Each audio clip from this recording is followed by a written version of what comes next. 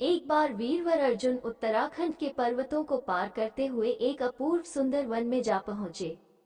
वहां के शांत वातावरण में वे भगवान की शंकर की तपस्या करने लगे। उनकी तपस्या की परीक्षा लेने के लिए भगवान शंकर एक भील का वेश धारण कर उस वन में आए। वहां पर आने पर भील रूपी शिवजी ने देखा कि एक दैत्य शूक का रूप धारण कर तपस्यारत अर्जुन की घात में है। शिवजी ने उस दैत्य पर अपना बाण छोड़ दिया। जिस समय शंकर भगवान ने दैत्य को देखकर बाण छोड़ा, उसी समय अर्जुन की तपस्या टूटी और दैत्य पर उनकी दृष्टि पड़ी। उन्होंने भी अपना गांडीव धनुष उठाकर उस पर बाण छोड़ दिया। शूक को दोनों बाण एक साथ लगे और उसके प्राण निकल गए। शूक के मर जाने पर भील रूपी शिवजी और अर्जुन दोनों ही शूक को अपने बाण से मरा होने का दावा करने लगे। दोनों के मध्य विवाद बढ़ता गया और विवाद ने युद्ध का रूप धारण कर लिया। अर्जुन निरंतर भील पर गांडीव से बाणों की वर्षा करते रहे, किंतु उनके बाण भील के शरीर से टकरा टकरा कर टूटते रहे और भील शांत खड़े हुए मुस्कुराता रहा। अंत में उनकी तरकश के सारे बाण समाप्त हो गए। इस पर अर्जुन ने भील पर अपनी तलवार से आक्रमण कर दिया। अर्जुन की तलवार भी भील के शरीर से टकराकर दो टुकड़े हो गई। अब अर्जुन क्रोधित होकर भील से मल युद्ध करने लगे। मल युद्ध में भी अर्जुन भील के प्रहार से मूर्छित हो गए। थोड़ी देर पश्चात जब अर्जुन की मूर्छा टूटी तो उन्होंने देखा कि भील अब भी वहीं खड़े मुस्कुरा रहा है। भील की शक्ति देखकर अर्जुन को अत्यंत आश्चर्य हुआ और उन्होंने भील को मारने की शक्ति प्राप्त करने के लिए शिव मूर्ति पर पुष्पमाला डाली, किंतु अर्जुन ने देखा कि वह माला शिव मूर्ति पर पड़ने के स्थान पर भील के कंठ में चली गई। इससे अर्जुन समझ गए कि भगवान शंकर ही भील का रूप धारण करके वहां उपस्थित हुए हैं। अर्जुन शंकर जी के चरणों में गिर पड़े। भगवान शंकर ने अपना असली रूप धारण कर लिया और अर्जुन से कहा, हे अर्जुन, मैं तुम्हारी तपस्या और पराक्रम से अति प्रसन्न हूँ और तुम्हें पशुपत्यास्त्र प्रदान करता हूँ।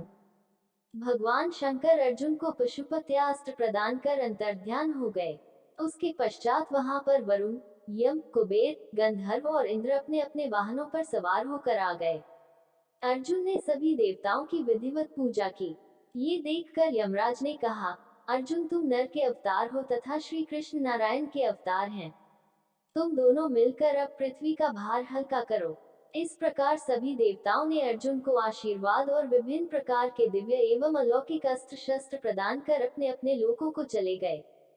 अर्जुन को उर्वशी का शाप। अर्जुन के पास से अपने लोक को वापस जाते समय देवराज इंद्र ने कहा, हे अर्जुन, अभी तुम्हें देवताओं के अनेक कार्य संपन्न करने हैं, अतः तुमको लेने के लिए मेरा सारथी आएगा।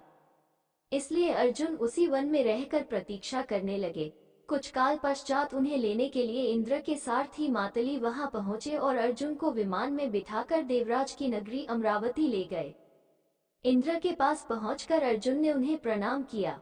देवराज इंद्र ने अर्जुन को आशीर्वाद देकर अपने निकट आसन प्रदान किया। अमरावती में रहकर अर्जुन ने देवताओं से प्राप्त हुए दिव्य और अलौकिक अस्त्र शस्त्रों की प्रयोग विधि सीखा और उन अस्त्र शस्त्रों को चलाने का अभ्यास करके उन पर महारत प्राप्त कर लिया। फिर एक दिन इंद्र अर्जुन से बोले, वत्स, तुम चित्रसेन नामक गंधर्व से संगीत और नृत्य की कला सीख लो। चित्रसेन ने इंद्र का आदेश पाकर अर्जुन को संगीत और नृत्य की कला में निपुण कर दिया। एक दिन जब चित्रसेन अर्जुन को संगीत और नृत्य की शिक्षा दे रहे थे, वहां पर इंद्र की अप्सरा उर्वशी आई और अर्जुन पर मोहित हो गई।